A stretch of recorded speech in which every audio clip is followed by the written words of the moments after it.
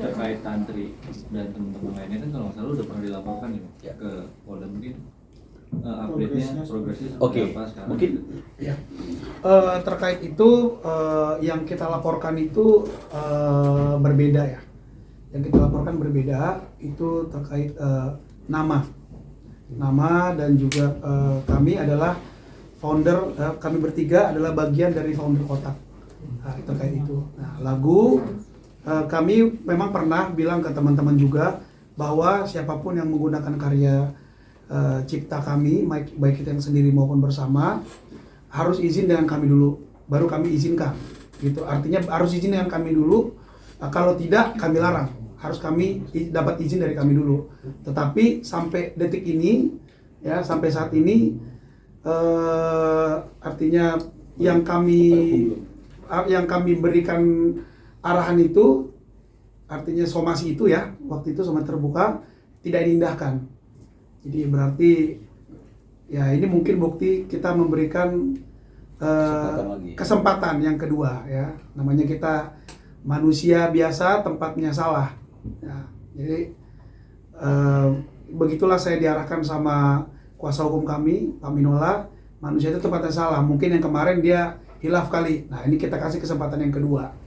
Kalau yang kedua ini memang masih tidak diindahkan juga, masih tetap dibawakan tanpa izin dari kami khususnya, berarti ya sesuai dengan dibilang sama kuasa hukum kami tadi, kami akan laporkan ini ke Bareskrim. Ya, terima kasih. Jadi sejauh ini yang diketahui masih menggunakan, maksudnya masih membawakan lagu-lagu itu apa enggak bang setelah kemarin? Masih menggunakan. Terakhir kapan Bang dia menyanyikan lagu-lagu Bang Posan? Ya sampai terakhir juga masih digunakan terus dan Kapan? lalu enggak, sebelum pergi berangkat kemana tuh? Ya. Masih digunakan terus kok, diposting lagi. Ada berapa lagu yang dinyanyiin lagi? Saya belum tahu persis, tapi lagu-lagu yang karangan saya bersama itu masih digunakan. Gitu. Tapi untuk royalti terima nggak? Saya tidak pernah menerima royalti sepeser pun untuk itu. Dan tentunya saya tidak memberikan izin. Jadi saya tidak perlu menanyakan untuk masalah itu karena saya tidak kasih izin. Belum memberikan izin pada waktu itu. Ya artinya meskipun tidak diberikan izin kan mereka tetap menyanyikan, mungkin mereka ngasih royalti gitu. terima nggak royaltinya? Tidak ada terima. Udah. Bang, ini kan bertepatan dengan si Tantri mungkin baru pulang haji juga. Ini sekedar mengingatkan lagi kah preskon ini atau seperti apa Bang? Penegasan ya. Ini penegasan. Artinya tadi saya bilang manusia itu kan tempatnya salah. Nah, kemarin sudah kita kasih penegasan atau somasi gitu ya. Ini kita kasih penegasan yang kedua jadi lagi. intinya jangan tersesat dengan pemikiran yang keliru. Ya selama ini kan ada pemikiran kalau misalnya lagu itu diciptakan bersama-sama, bolehlah dinyanyikan meskipun tanpa izin dari pencipta lainnya. Nah, undang-undang kan tidak bilang ada pengecualian. Yang penting setiap orang yang menggunakan lagu secara komersil itu dia wajib untuk meminta izin penciptanya. Jadi kalau misalnya suatu kekayaan, karena ciptaan itu kan juga kekayaan intelektual. Kalau kekayaan itu pemiliknya secara bersama-sama, ini mau dijual, ini mau disewakan, ini mau digunakan, kan itu harus seizin dari seluruh pemilik kekayaan. Ya, seluruh pencipta dalam hal ini. Jadi nggak boleh mereka nyanyikan karena mereka merasa, kami kan ciptakannya, kami kan juga penciptanya. Betul, Posan juga penciptanya. Jadi harusnya digunakan minta izin dulu. Adalah nuwun sewunya sedikit kan begitu. Jadi jangan seperti itu. Jangan artinya itu dianggap itu adalah benar secara hukum. Apalagi kemudian ada orang yang membenarkan dengan pemahaman pasal 87 tadi itu ayat 4. Jadi menyesatkan. Padahal kan itu hanya untuk penggunaannya itu untuk layanan publik. Bukan live konser. Ini yang harus jelas dan tegas disampaikan. Karena kalau nggak nanti akan terjadi pemahaman yang keliru.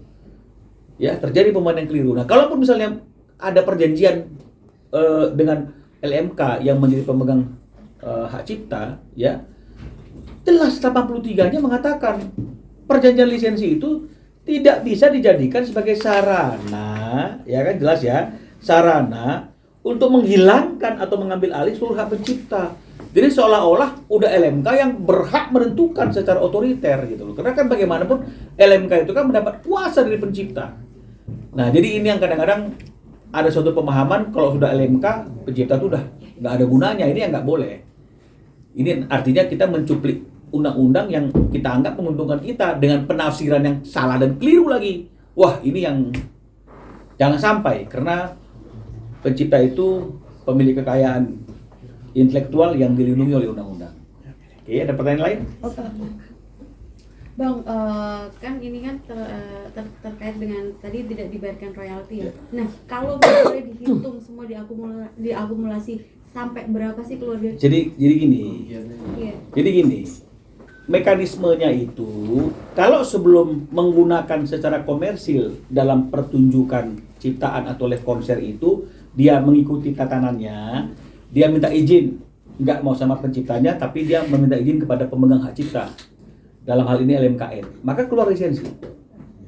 Tapi ingat juga, pemegang hak cipta juga nggak bisa langsung menghilangkan hak daripada pencipta. Jadi kalau pencipta bikin note, misalnya seperti itu juga harus dipenuhi, diindahkan. Jadi kalau misalnya dia bilang itu catatan khusus, nah ini kan juga harus diperhatikan. Yang bilang saya bukan pasal 83, pasal 82 ayat 3. Nah, jadi kalau misalnya itu dilakukan, keluar lisensi, dia konser, maka hitungan royaltinya itu kan sebelum diubah, karena masih belum diubah, 2% dari total produksi atau tiket. Itulah biayanya. Tapi kalau sudah terjadi pelanggaran, digunakan, tidak ada izin, maka yang berlaku kan ketentuan pasal 113 ayat 2. 3 tahun penjara, denda ganti ruginya 500 juta. Nah, jadi kalau sudah terjadi pelanggaran, kan nggak mungkin lah hitungannya ke 2%. Hitungannya ya ke denda yang ditentukan oleh undang-undang. Ini kan sama. Bayar kewajiban kita kepada negara misalnya. Bayar pajak tepat waktu atau bayar listrik tepat waktu sekian. Telat. Kan gini, bayar pajaknya selambat-lambatnya tanggal sekian. Bayar listrik selambat-lambatnya tanggal 20. Lu telat. Telatnya setahun misalnya. Masa lu mau bayar sesuai dengan nilai listrik yang normal? Ya ada dendanya. Ini juga seperti itu. Kalau kamu tidak lakukan sesuai dengan aturan yang ada, berarti kan sudah terjadi pelanggaran. Kalau sudah terjadi pelanggaran, maka satu kali menggunakan lagu tanpa izin, dendanya adalah 500 juta. Kemauannya Kosan? Bukan. Kemauan Parit? Bukan. Undang-undang yang bilang. Jadi jangan salah. Sehingga akhirnya kemudian masyarakat memusuhi pencipta. Jangan begitu. Ini aturan yang ditegakkan. Apa kita mau negara kita ini tidak lagi dilandaskan kepada aturan dan perundang-undangan? Suka hatinya kita aja. Kalau kita senang boleh dilanggar. Jangan begitu loh. Ya. Oke, jelas Mbak ya. Nah, oke, ada pertanyaan lain. Oke, mungkin dari Posan sendiri gimana Posan, merasa sejauh ini kan merasa artinya ini nggak sih kecewa bangetnya seperti apa sih? Karena kan ini bukan pertama kali, gitu loh. Nah, artinya kalaupun misalnya ada dikasih kesempatan lagi, sementara mereka sendiri ya masa bodoh amat gitu loh. Itu gimana buat Posan? Nggak sikap apa sih yang mungkin yang selain ini gitu loh? Ya, kalau dibilang kecewa ya tentunya sangat kecewa. Banyak hal yang kerugian yang terjadi pada diri saya, terutama hak moral saya itu sudah sangat terinjak-injak. Karena tidak disebutkan siapa penciptanya itu pernah terjadi dan pernah diposting sama mereka. Lalu terutama hak ekonomi, ya orang yang di belakang saya kan banyak, artinya ada anak saya, ada istri saya, ada orang-orang yang saya hidupkan. Itu kan semua jadi bagian dari mereka juga. Gitu. Nah, itu hak ekonomi juga kita sudah terganggu. Tapi di luar daripada ekonomi yang paling utama itu adalah hak moral saya itu saya sudah merasa sangat dirugikan sekali. Karena bikin satu karya itu kita menciptakan dari yang nggak ada menjadi ada. Itu bukan hal yang mudah. Gitu. Benar kata Pak Minola tadi sebagai kuasa hukum kami, ya kalau mau ya, kalau memang merasa hebat ya kalian nyanyikan aja lagu yang bukan lagu yang ada sayanya gitu. Tapi kalau sampai sekarang masih dibawain dan sampai setelah ini masih dibawain juga, ya berarti kalian memang sudah wajib kita laporkan ke Bareskrim gitu. Nah, kalau sampai kita laporkan juga, kalian masih bawakan juga, berarti kalian merasa kalian itu orang yang kebal hukum. Kita lihatlah nanti bagaimana negara kita ini memperlakukan manusia itu haknya sama. Tapi Bang Minola sempat lakukan beberapa kali gitu, kayak Anang Hermansyah kan sempat dia melakukan hak kekayaan intelektual. Cuman sampai detik ini kan sampai bahkan di saat dia jadi anggota DPR pun sempat memperjuangkan itu. Tapi tetap dari pihak manapun tetap tidak ada ininya. Itu seperti apa Bang? Mungkin dari Abang sendiri yang bisa menjadi pelopornya.